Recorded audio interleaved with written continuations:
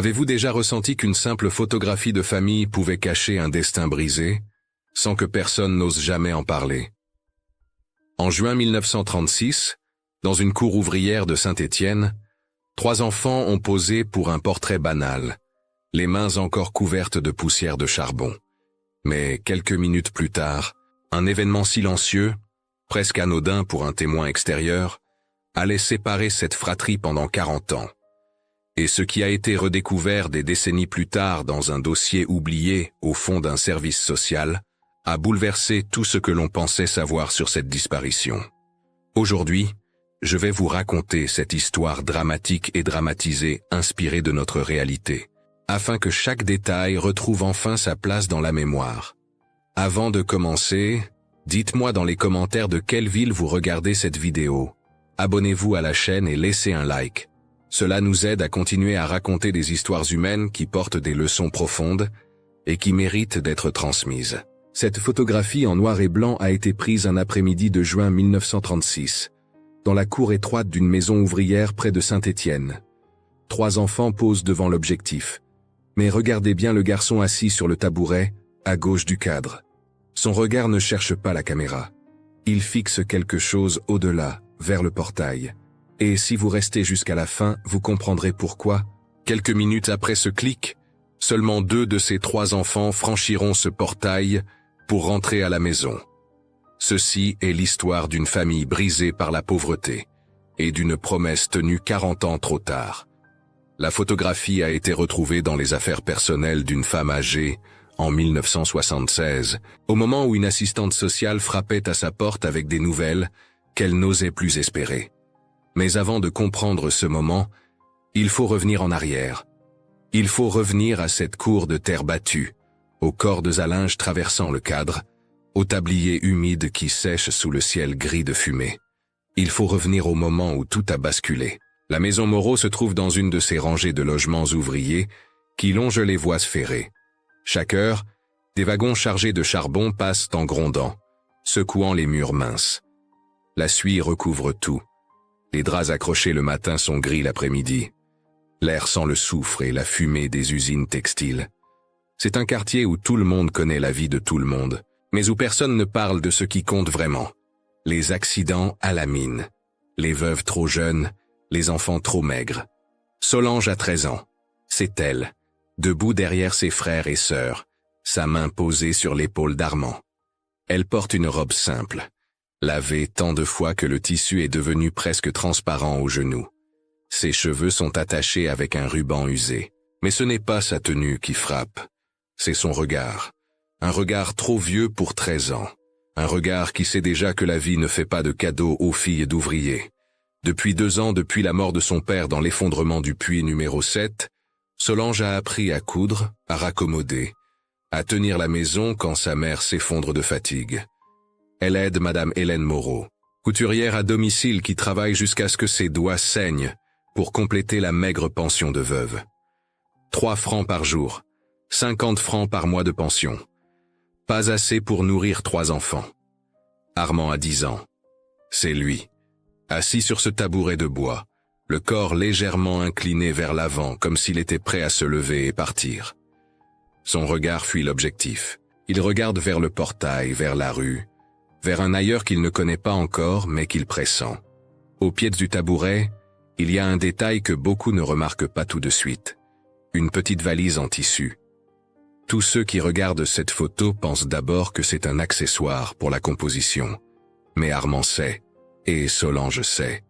Et leur mère, qui n'est pas dans le cadre parce qu'elle pleure dans la cuisine, sait aussi. Cette valise contient tout ce qu'Armand emportera avec lui dans moins d'1 heure. Lucie a 7 ans. Elle est à droite de l'image, tenant une poupée sans bras. Elle sourit au photographe, innocente, ne comprenant pas pourquoi sa grande sœur semble si triste, pourquoi son frère ne rit pas comme d'habitude. Lucie ne sait pas encore que ce soir, quand elle rentrera de la fontaine où elle va chercher de l'eau, le lit de son frère sera vide. Elle ne sait pas encore qu'elle va grandir en ne se souvenant de lui que par fragments. Un rire, une chanson, une promesse murmurée près du portail. Mais pour comprendre comment on en est arrivé là, il faut revenir 3 semaines en arrière. au jour où le curé de la paroisse Saint-Roch a frappé à la porte des Moreaux, accompagné d'un homme en costume qui parlait de charité. C'était un matin de mai.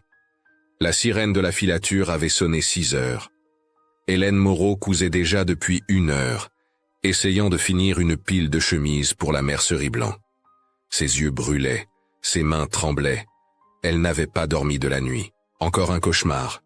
Toujours le même. Son mari, Pierre, enseveli sous les roches, l'appelant et elle paralysée, incapable de bouger. On a frappé. 3 coups secs. Le père Moulin est entré le premier, son regard à la fois compatissant et gêné. Derrière lui, Monsieur Garnier, représentant de l'association de placement rural pour l'enfance nécessiteuse, une organisation lyonnaise qui travaillait avec les paroisses pour identifier les familles dans le besoin.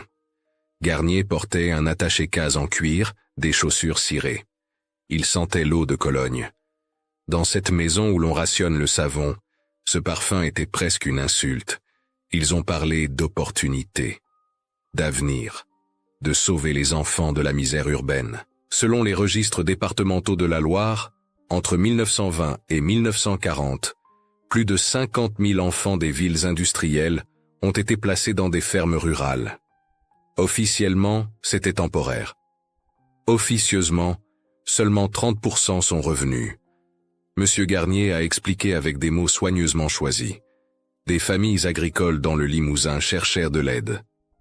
Air pur, les frais, travail honnête, les garçons apprendraient un métier.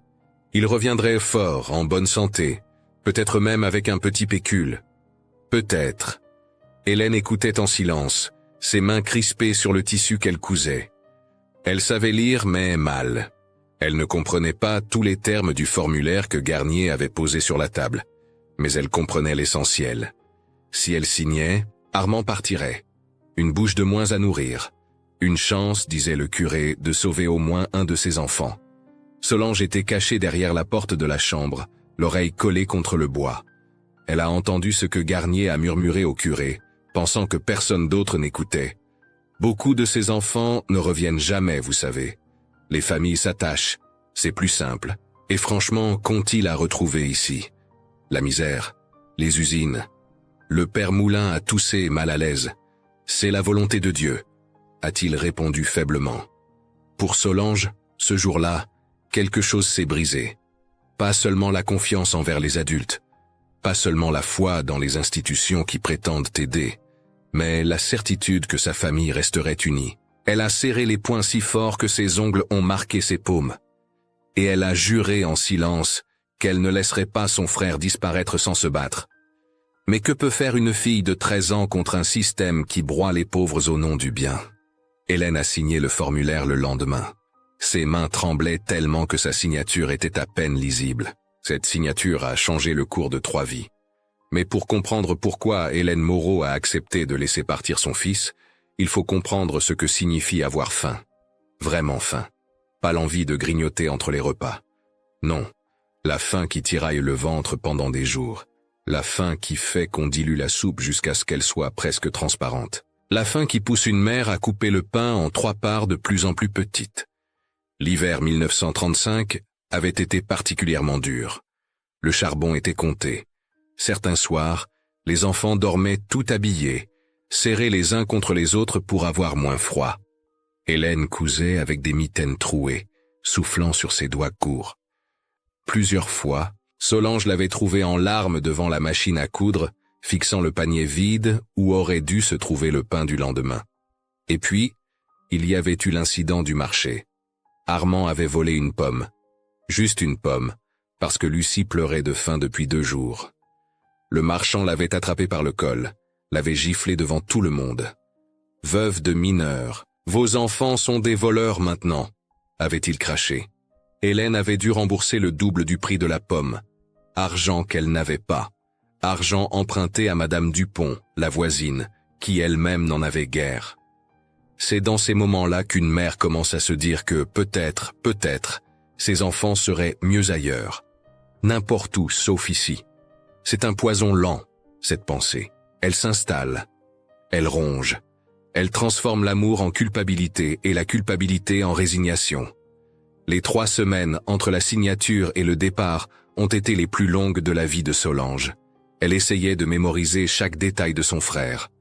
La façon dont il riait, sa manie de se gratter l'oreille gauche quand il était nerveux, le son de ses pas dans le couloir le matin. Elle avait commencé à tenir un cahier secret, écrivant tout ce qu'elle ne voulait pas oublier.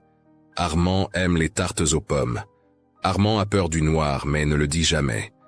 Armand chante faux mais ça fait rire Lucie. Les archives départementales de la Loire, aujourd'hui numérisées, contiennent des centaines de dossiers similaires. Des mères qui signent, des enfants qui partent, des adresses qui se perdent. Le système fonctionnait ainsi. Une fois l'enfant placé, la communication passait par l'association. Les lettres étaient filtrées, les visites découragées. Officiellement pour laisser l'enfant s'adapter. En réalité pour couper les liens. Armand, lui, oscillait entre la colère et l'incompréhension. Pourquoi moi? Pourquoi pas Solange? Elle est plus grande. Il avait posé la question une seule fois, à sa mère, qui n'avait pas su répondre.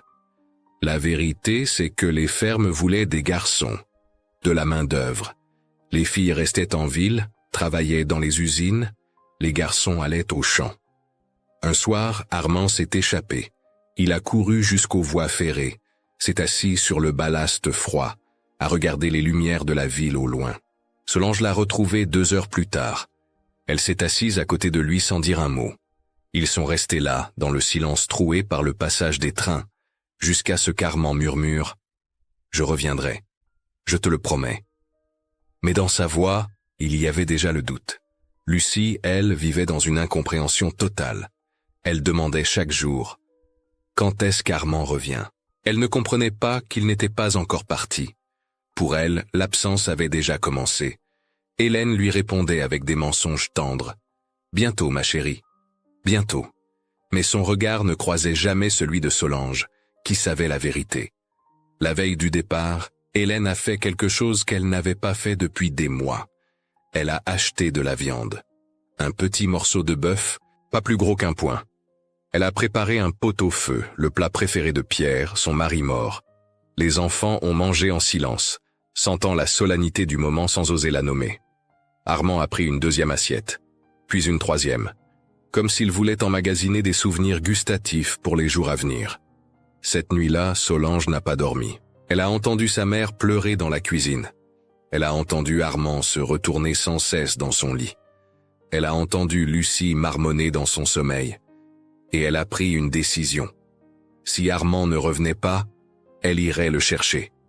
Elle ne savait pas comment, elle ne savait pas où, mais elle se l'est juré sur la mémoire de son père. Le matin du 18 juin 1936, le ciel était d'un gris uniforme. La sirène de la filature a sonné 6 heures. Hélène n'avait pas fermé l'œil. Elle avait préparé la petite valise en tissu d'Armand. 2 chemises de rechange. Un pantalon trop grand pour qu'il puisse grandir dedans. Des chaussettes reprisées 3 fois. Un peigne.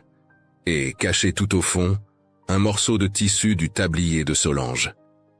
Elle l'avait découpé en secret, pensant que son frère aurait besoin d'emporter un peu de sa sœur avec lui. Monsieur Garnier devait arriver à 15 heures. Avant cela, le père Moulin avait insisté pour qu'un photographe passe. La paroisse finançait des portraits de familles ouvrières, disait-il, pour garder une trace, pour les archives. En réalité, comme le révèlent des documents retrouvés dans les années 70, ces photos servaient à l'association. Preuve que les familles existaient. Preuve que les placements étaient légitimes. Une bureaucratie de l'abandon habillée en charité. Le photographe est arrivé vers 14 heures. Un homme petit, bedonnant, qui sentait le tabac froid. Il a installé son trépied dans la cour. La lumière était mauvaise, a-t-il grommelé. Trop de nuages. Il a demandé aux enfants de se placer. Solange derrière, Armand au centre, Lucie à droite. Non, a dit Armand, pas au centre. Le photographe a froncé les sourcils. Il faut équilibrer la composition, petit. Armand s'est assis sur le tabouret, sur le bord gauche du cadre. Sa valise à ses pieds. Son corps légèrement incliné vers l'avant, prêt à partir. Déjà ailleurs. Solange a compris. Elle a posé sa main sur son épaule. Un geste qui disait « Je suis là, je me souviens, je n'oublie pas ». Le photographe a haussé les épaules. Comme vous voulez. Il a disparu sous le drap noir de sa chambre noire portative. Un flash de magnésium, un déclic. Et c'était fini. L'image était figée pour toujours. 3 enfants dans une cour ouvrière. 2 qui rentreraient, un qui disparaîtrait pour 40 ans. Tout de suite après, Lucie a couru après une poule qui s'était échappée du poulailler du voisin. Elle riait, elle ne savait pas. Hélène est rentrée dans la maison, incapable de regarder. Et Solange a accompagné Armand jusqu'au portail. Ils ont marché lentement. Armand tenait sa valise d'une main. De l'autre, il serrait celle de sa sœur si fort qu'elle en avait mal. Arrivé au portail, il s'est arrêté. Il a regardé la rue, puis sa sœur, puis de nouveau la rue. « Si je ne reviens pas », a-t-il dit d'une voix qu'il voulait ferme mais qui tremblait. « Tu t'occuperas de maman et de Lucie. Tu reviendras », a répondu Solange avec une conviction qu'elle ne ressentait pas. « Mais si tu ne reviens pas, je viendrai te chercher. Je te le promets. » Monsieur Garnier est arrivé à 15 heures précises, au volant d'une Citroën noire poussiéreuse. Il a klaxonné 2 fois. Hélène est sortie, le visage ravagé mais sec. Plus de larmes, juste une rigidité terrible, comme si elle s'était transformée en statue pour ne pas s'effondrer. Elle a embrassé Armand sur le front, une fois, longuement, puis elle est rentrée sans se retourner. Si elle s'était retournée, elle n'aurait jamais pu le laisser partir. Armand a grimpé à l'arrière de la voiture.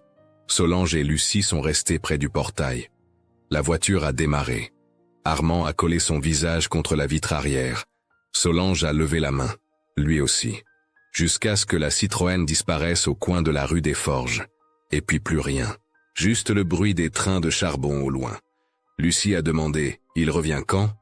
Solange n'a pas répondu. Elle a pris la main de sa petite sœur et elles sont rentrées. 2 sur 3. La prophétie de la photographie était accomplie. Ce soir-là, à table, Hélène a coupé le pain en 3 parts égales, par automatisme.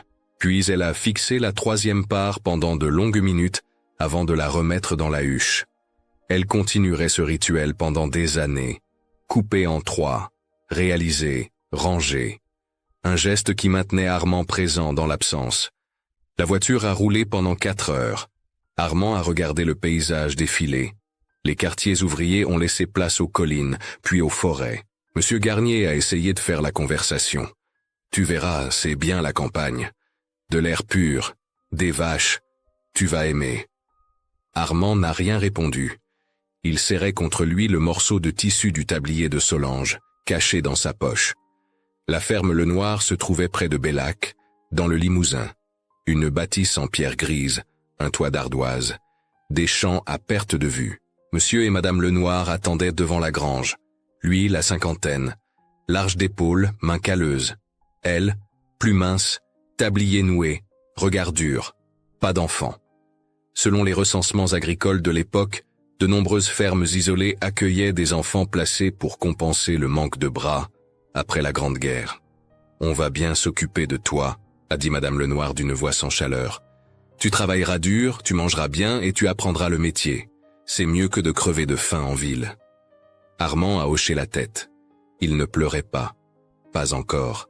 Les larmes viendraient plus tard, la nuit, le visage enfoui dans un oreiller qui sentait le foin et l'humidité.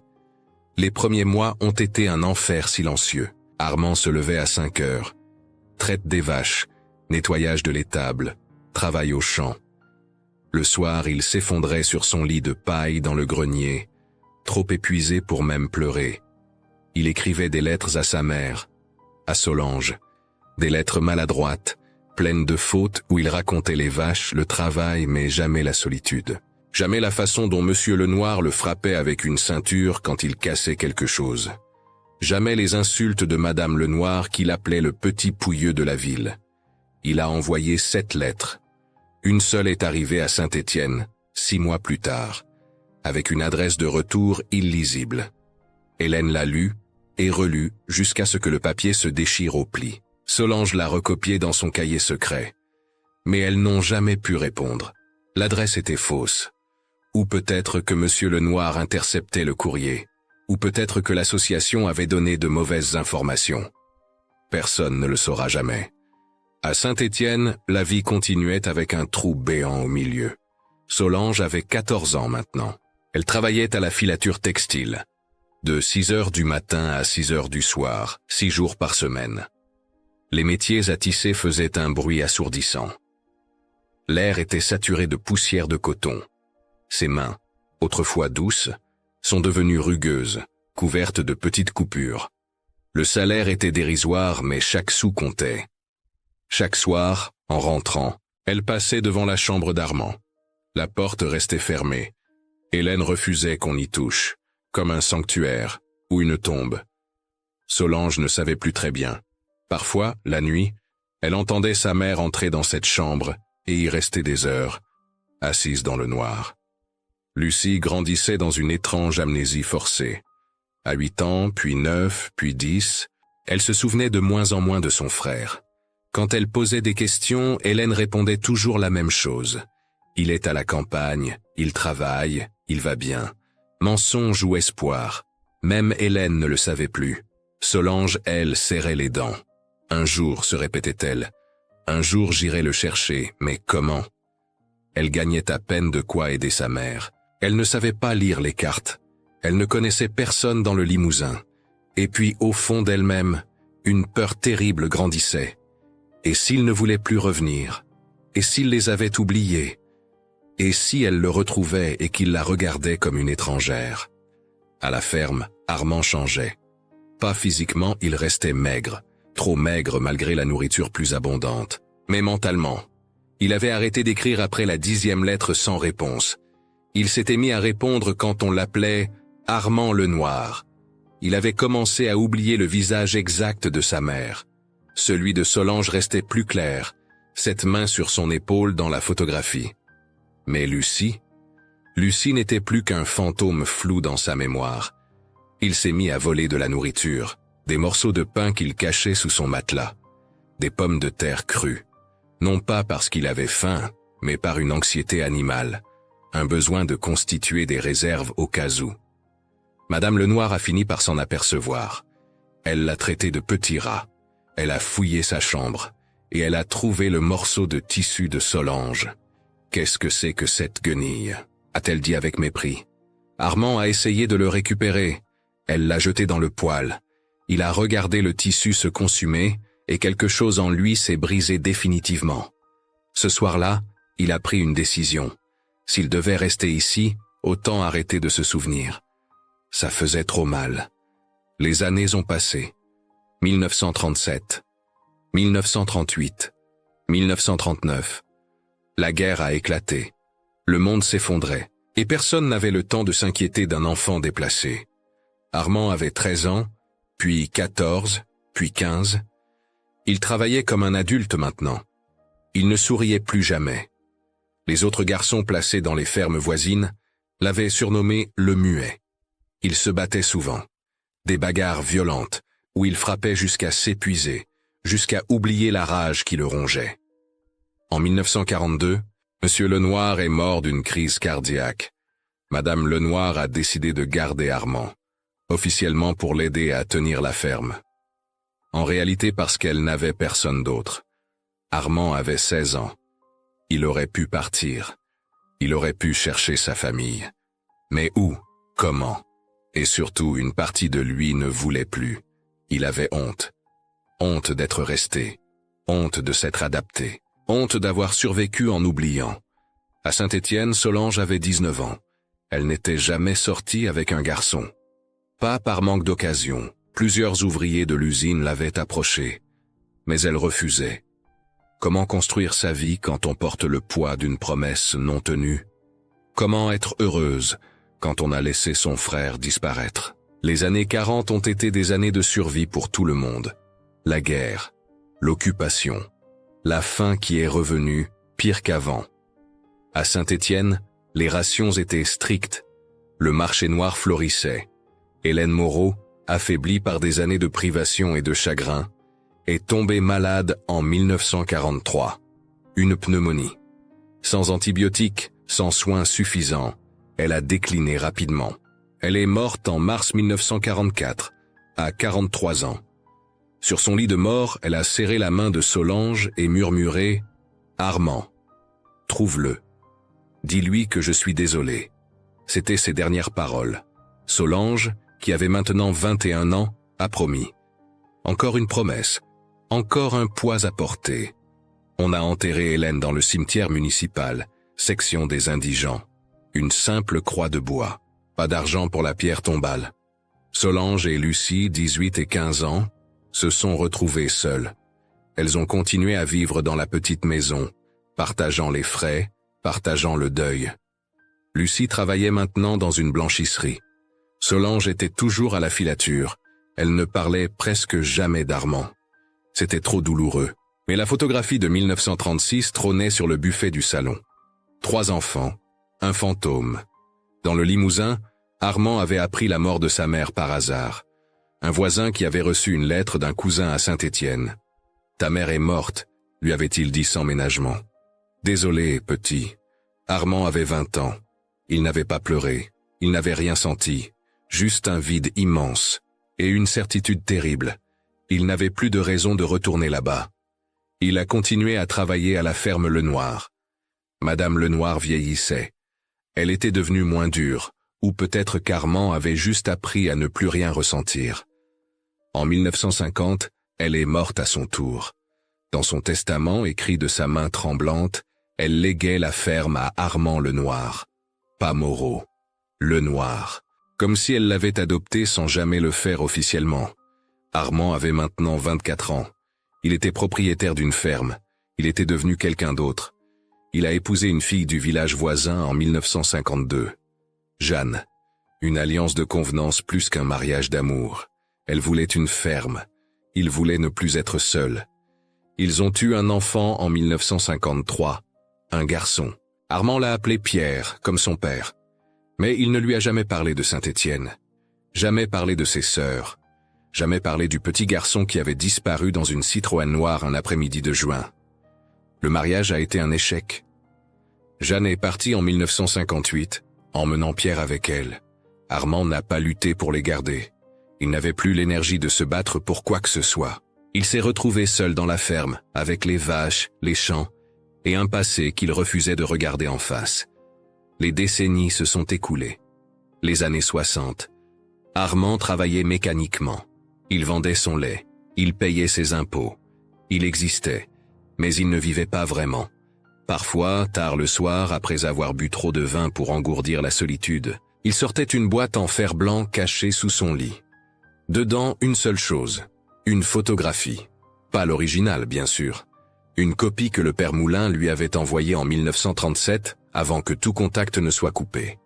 3 enfants dans une cour. Lui sur le bord, prêt à disparaître. Il ne la regardait jamais longtemps. Juste quelques secondes.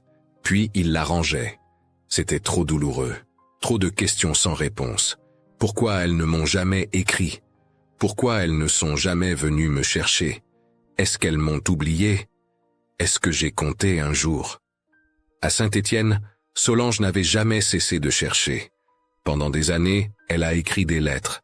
Aux mairies du Limousin, aux paroisses, à l'association de placement rural, qui a fermé ses portes en 1955 sans jamais transférer ses archives.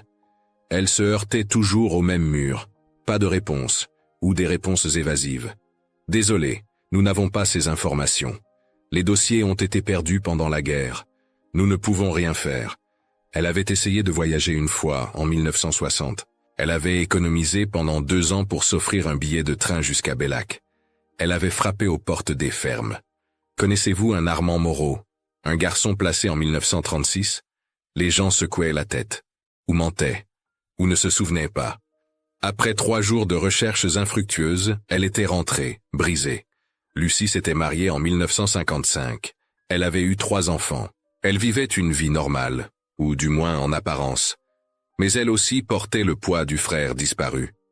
Ses enfants savaient qu'ils avaient un oncle quelque part, un oncle qu'on ne voyait jamais, dont on ne parlait presque pas, un oncle fantôme. En 1970, Solange avait 47 ans. Elle vivait seule dans un petit appartement, ayant quitté la maison familiale devenue trop grande et trop pleine de souvenirs. Elle travaillait encore à la filature. bien que ses mains articulées par des décennies de travail répétitif la faisaient souffrir. La photographie de 1936 était encadrée sur son buffet. Elle la nettoyait chaque semaine avec un soin méticuleux. Un jour de novembre 1975, on a frappé à sa porte. 2 personnes. Une jeune femme d'une trentaine d'années, cheveux courts, mallette en cuir. Un homme plus âgé, lunettes rondes, carnet à la main. Ils se sont présentés. Claire Dubois, assistante sociale. Marc Bertrand, chercheur à l'Université de Lyon. Ils travaillaient sur un projet de recherche historique concernant les enfants déplacés entre 1920 et 1940. Les archives départementales de la Loire venaient d'être numérisées. Des centaines de dossiers remontaient à la surface. Des noms, des dates, des destins brisés. Et parmi ces noms, celui d'Armand Moreau, placé le 18 juin 1936 à la ferme Le Noir, commune de Bellac. « Nous pensons l'avoir retrouvé », a dit Claire Dubois doucement. Un homme du nom d'Armand Le Noir, résidant dans un établissement médicalisé à Saint-Junien. Les dates correspondent, l'âge correspond. Et dans ses effets personnels, nous avons trouvé une copie de cette photographie. Elle a sorti de sa mallette une photocopie. 3 enfants, une cour, une valise. Solange a regardé l'image, ses mains tremblaient. 40 ans. 40 ans qu'elle cherchait. 40 ans qu'elle se demandait si elle le reverrait un jour. Et maintenant, ces 2 étrangers lui disaient que c'était possible, que son frère était vivant, qu'il était à moins de 100 kilomètres. « Est-ce qu'il sait ?» a-t-elle demandé d'une voix qu'elle ne reconnaissait pas. « Est-ce qu'il sait que vous nous avez trouvés ?»« Pas encore », a répondu Marc Bertrand. « Nous voulions d'abord vous en parler, comprendre l'histoire, savoir si vous souhaitiez le revoir. Parce que, vous comprenez, beaucoup de ces retrouvailles sont compliquées. 40 ans, c'est long. Les gens changent. Les souvenirs s'effacent.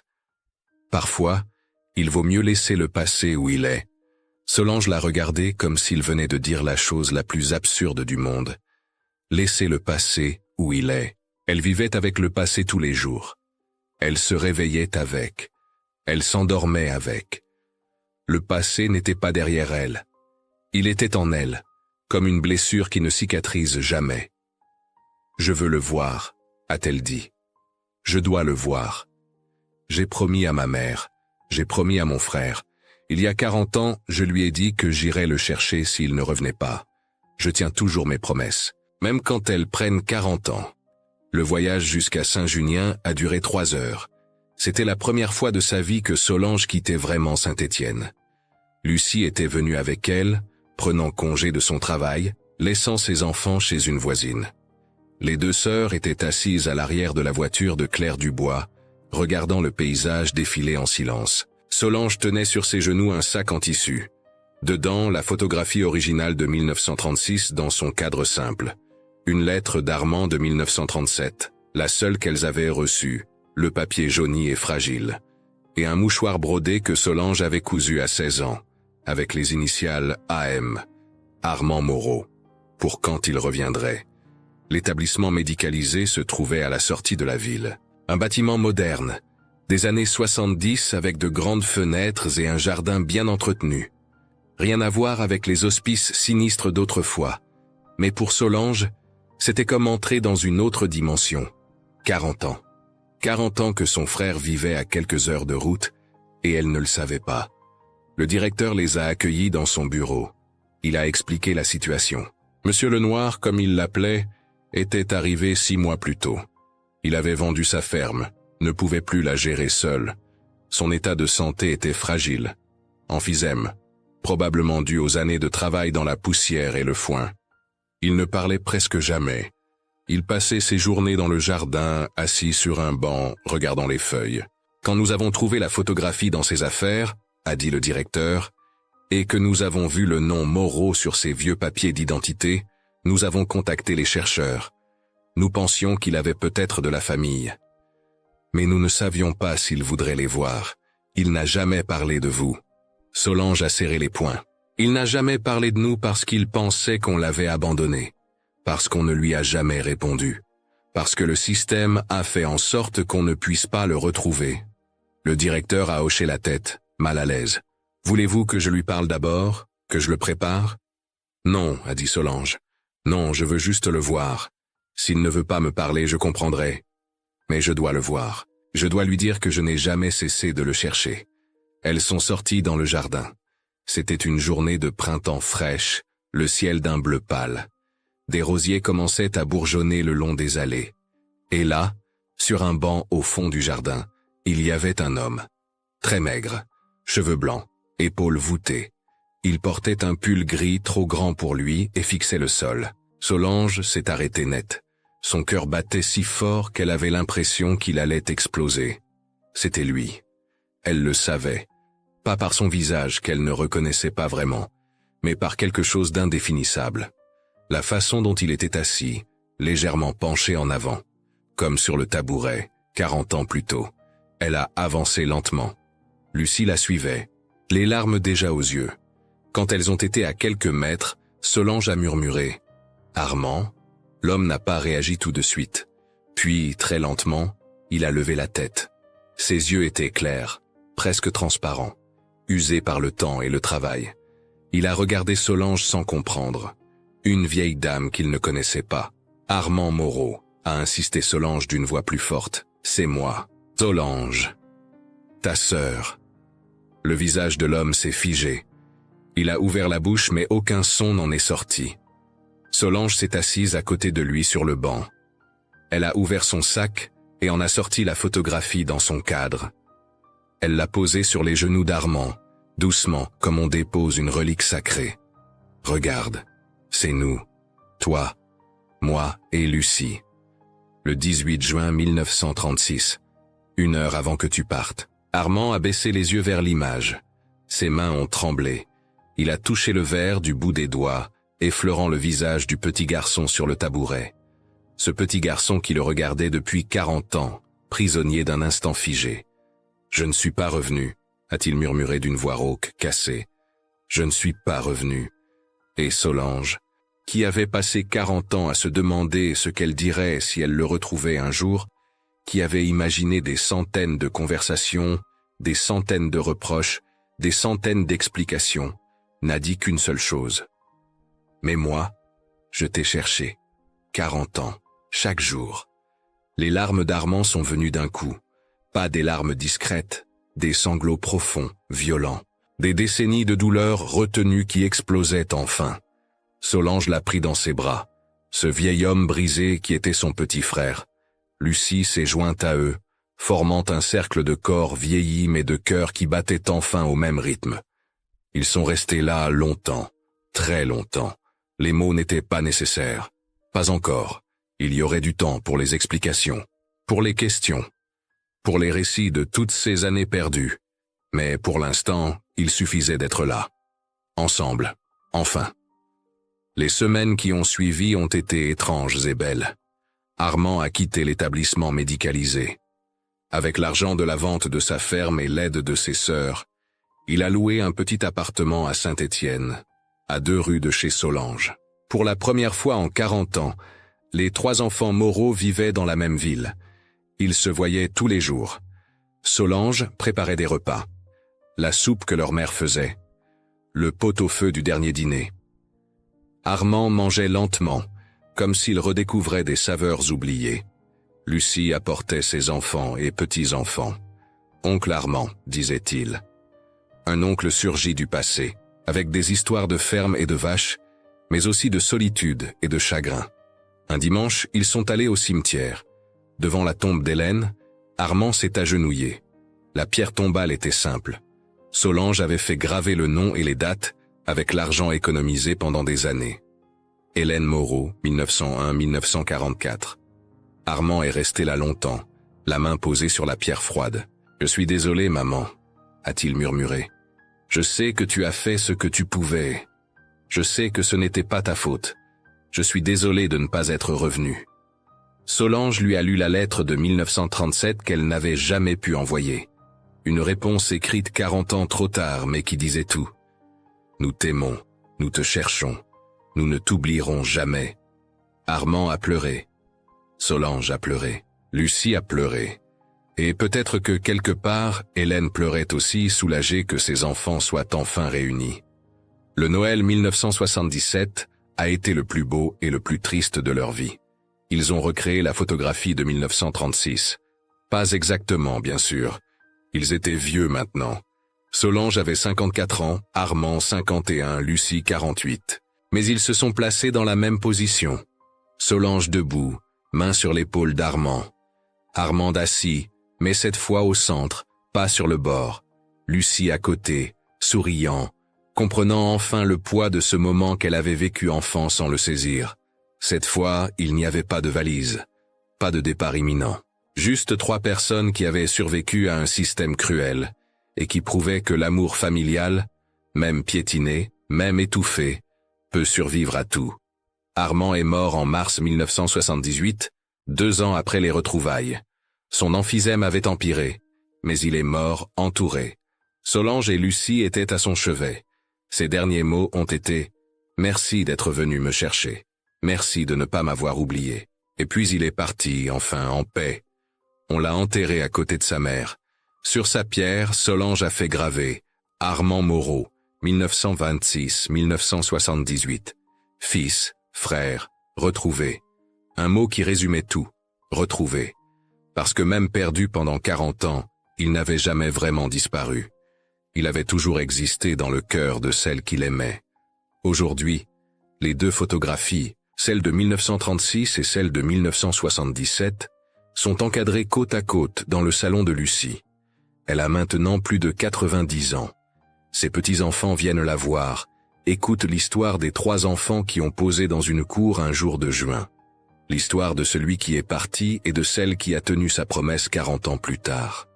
Et quand ils demandent pourquoi c'est important, pourquoi se souvenir, Lucie leur montre les 2 cadres, le passé et le présent, la séparation et la réunion. Et elle dit « Parce que l'amour ne disparaît jamais vraiment. Il attend. Parfois 40 ans. Mais il attend. Et quand on le retrouve, c'est comme si aucun jour n'était passé. Cette histoire n'est pas qu'une histoire de pauvreté ou de séparation. C'est une histoire de promesses tenues, de sœurs qui n'abandonnent jamais, de frères qui gardent une photographie sous leur lit pendant des décennies.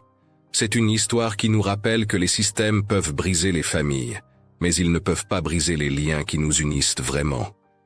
Et que parfois, 40 ans plus tard, sur un banc de jardin, justice est enfin rendue. Au terme de cette histoire fictionnelle dramatique inspirée de notre réalité, une vérité demeure. Les liens que l'on croit perdus continuent souvent de vibrer quelque part, en silence, jusqu'au jour où ils trouvent enfin un chemin pour revenir à la lumière. Et parfois, tenir une promesse, même 40 ans plus tard, suffit à réparer un monde entier. Dans votre propre vie, quel souvenir d'enfance a laissé en vous une empreinte que le temps n'a jamais réussi à effacer? Comment les choix faits dans la pauvreté, dans l'urgence ou dans la peur, ont-ils transformé la trajectoire de certaines familles comme celle des Moreau? Quelles promesses, même anciennes, méritent encore d'être tenues aujourd'hui? Si vous êtes resté avec nous jusqu'à la dernière image, écrivez dans les commentaires le mot « retrouvailles ». Il nous permettra de savoir que vous avez accompagné Solange, Armand et Lucie jusqu'au bout de leur chemin. Dites-nous aussi de quelle ville vous nous regardez, et si vous le souhaitez, partagez une histoire ancienne de vos parents ou grands-parents, un fragment de mémoire capable d'inspirer de nouveaux récits pour notre chaîne. Merci d'avance pour cette confiance et pour ces voix qui se croisent ici. N'oubliez pas de vous abonner à la chaîne, d'aimer cette vidéo, d'activer la cloche, de partager autour de vous et de cliquer sur la carte finale pour découvrir nos autres histoires. Votre soutien permet à ces récits humains, fragiles et essentiels, de continuer à exister.